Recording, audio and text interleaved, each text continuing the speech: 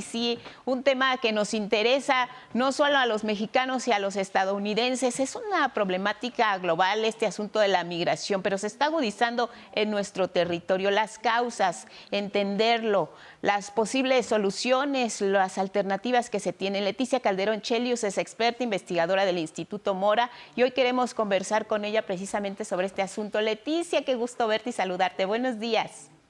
¿Qué tal? Buenos días, Lupita. Buenos días a todos los que nos acompañen. Te preguntaría de inicio, ¿por qué estamos viendo estas cifras récord de migrantes? ¿Qué es lo que está agudizando este problema? Que incluso ya la canciller Alicia Bárcena ha reconocido que prácticamente están rebasadas, tanto autoridades de Estados Unidos como de México. Bueno, las autoridades en general en el mundo, ni siquiera creas Sí. que solo en esta parte del planeta, están rebasadas porque pues la atención que suponen a este proceso tiene que ver con ir siguiendo a las personas, no darles documentos y entonces la gente se empieza a aglomerar y lo que tenemos es que realmente pues la atención a las personas es lo que provoca la crisis, no en sí misma la migración. Migrar, sabemos bien, ha ocurrido a lo largo de mucho tiempo, sobre todo en este modelo económico, es parte del modelo económico que provoca este tipo de búsqueda de trabajo en otro lugar. Pero mira, Lupita, yo quiero decir algo que creo que es muy importante. ¿Cuántas veces, y les agradezco mucho las invitaciones siempre para hablar de esto, cuando hay Sí. de repente una presencia mayor de personas, más gente caminando, situaciones en las que de repente se habla de crisis, desbordó, Exacto. ola, una serie de cosas que de repente parece que es inusual? Y ese es el punto, entender que siempre está pasando, pero que evidentemente hay momentos en que hay mayor presencia y eso llama la atención o alarma. Pero pregúntense, ¿qué pasó? ¿Se acuerdan en 2018 cuando hubo estas caravanas? ¿Qué pasó con esa gente? ¿Dónde está esa gente? ¿Cuánta de esa gente, estoy dando solo un ejemplo, pero podría irme año con año, Lupita, qué pasó? ¿Dónde se integraron, se insertaron en la nueva sociedad a la que llegaron? ¿Cuántos de ellos son ya ahora mexicanos? ¿Cuántos decidieron seguir y lograron entrar a Estados Unidos? Exacto. Digamos, eso creo que es lo que nos podría permitir empezar a ver este tema diferente, porque nos quedamos justamente en la parte humanitaria que requiere una atención de emergencia, porque esta gente necesita pues una atención humana, Lupita. ¿Y cuántos de esos, si tuviéramos la respuesta a esas preguntas que tú misma te haces y nos planteas esta mañana, Leticia, cuántos de esos de verdad se integraron, cuántos de esos de verdad recibieron su documentación de asilo tan solicitada en Estados Unidos, cuántos de ellos regresan y tienen oportunidades en su país, cuántos se quedan en México?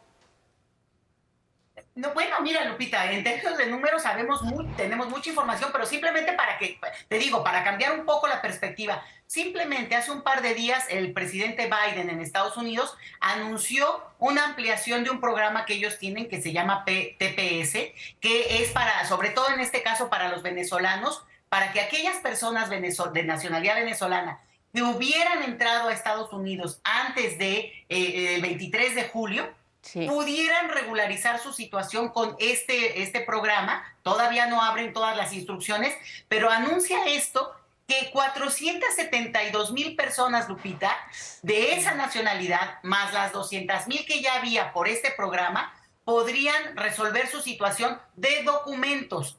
¿Y eso qué quiere decir? Que la gente podrá tener documentos para estar sin problema. La gente no quiere estar sin documentos, Lupita. La gente Claro. no quiere ser indocumentada. Son indocumentados porque no se les da un documento. Y entonces, bueno, podrán tener un permiso de estancia, ¿verdad? Y eso implica que puedan tener un seguro social en Estados Unidos, un permiso de trabajo y que consigan trabajo. O sea, no nadie les va a dar el trabajo, sino que busquen el trabajo en un país urgido de mano de obra. Entonces, también aquí hay mucha hipocresía que hay que tenerla en cuenta, porque lo mismo ocurre en un país, en este caso como México, donde hay mucho, oímos, ¿no? La tragedia enorme de la migración, pero Sí. no es de la migración en sí, sino de todo lo que le va ocurriendo a las personas en el camino, que podría ser evitable por la parte de la autoridad, por no abusar de su condición ahí de autoridad, por la parte de la delincuencia, que evidentemente es lo que más nos da miedo a cualquiera, pero la otra, Lupita, y voy a decirlo como es, Sí. mucha población civil que abusa de la gente,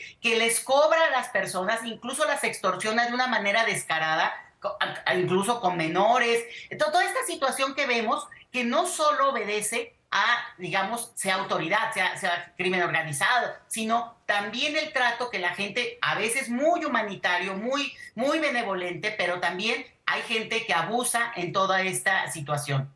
Ahora, ¿cuáles serán las alternativas que se tienen? Viene una nueva reunión entre los presidentes de México y Estados Unidos. ¿Por dónde se tiene que abordar ya este tema, Leticia?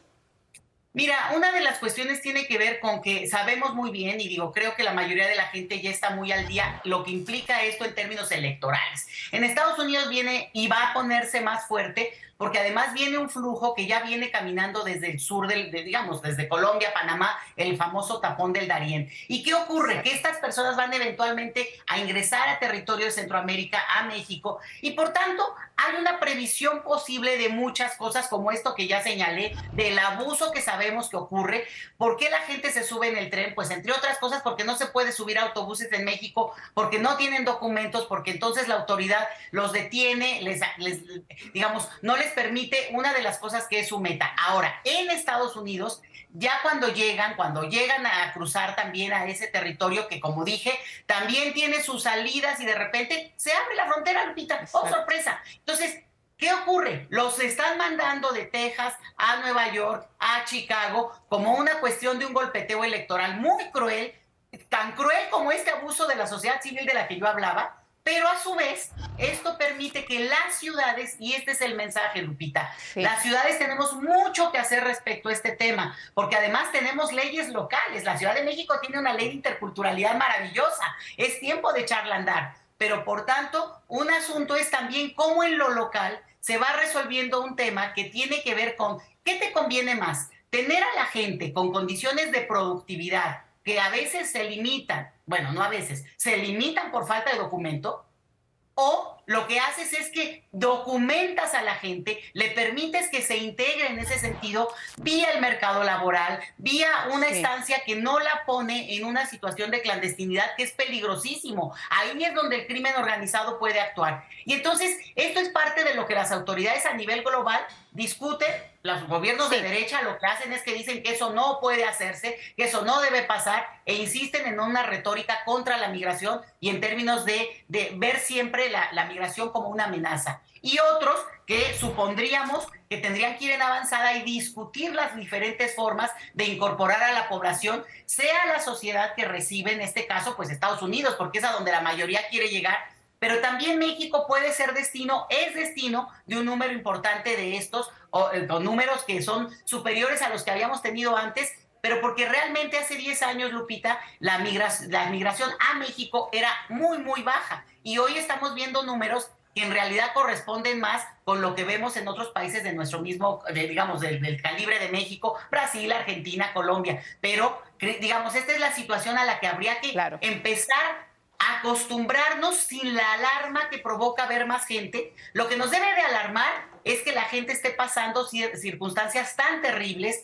que de repente una espera se prolongue de tal manera que genera situaciones, pues, de enfermedades, de condiciones de inseguridad, de que tengan a los niños, niñas, adolescentes en situación en la que deberían de estar protegidos al extremo. Eso es lo que nos debe de preocupar, no en sí mismo el hecho de que la gente tome una decisión como la que ha tomado, porque fíjate, por el otro lado hay todo un orgullo incluso en nuestro país, una forma de calificar de manera muy positiva la historia de los que se fueron y que mantienen un vínculo con su país de origen, los mexicanos en Estados Unidos. Nos orgullece mucho esto y hay una narrativa permanente sobre esta visión, es decir, lo fuerte, lo que enfrentaron, lo difícil que fue, la incorporación luego a otra sociedad, el trabajo, y sin embargo, esto que nos enorgullece, no podemos verlo con ese otro de otra nacionalidad que a su vez pues será quien también aporte en algún momento a su sociedad de origen, a su familia que lo esté esperando,